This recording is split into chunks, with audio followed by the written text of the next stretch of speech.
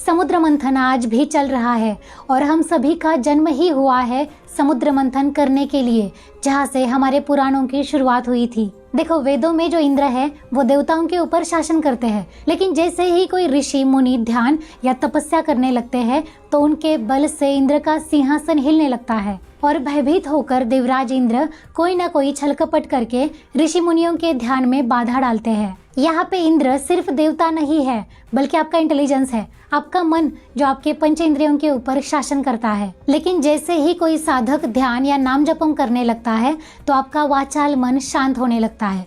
लेकिन मन को ये पसंद नहीं है, क्योंकि वो शांति से, स्थिरता से डरता है। वो इंद्र की तरह भयभीत होकर खुद का बचाव करने के लिए भागने लगता है और आपके अंदर नकारात्मक विचारों की बाढ़ लाता है। ये नकारात्मक विचार राक्षस है, जिन्होंने वर्षों की तपस्या से हमसे वरदान प्राप्त कर लिया है। तपस्या मतलब वर्षों की आदतों की वजह से वरदान स्वरूप वो हमारे अंदर रहते हैं और राक्षसों की तरह ही हमारे सकारात्मक विचारों को मतलब देवताओं को कुचल देते हैं। आपके अंदर का आलस्य, भय, लोभ, आत्मसंदेह, ये सभी दानव है और आपके अंदर की मेहनत, अनुशासन, लगन, स्वयं नियंत्रण, ये सभी देवता है। जब कोई साधक लगातार ध्यान करने लगता है तो उसके अंदर देवता और असुर मिलकर समुद्र मंथन करने लगते हैं। उस मंथन से नाना प्रकार की सिद्धियां निकलती हैं।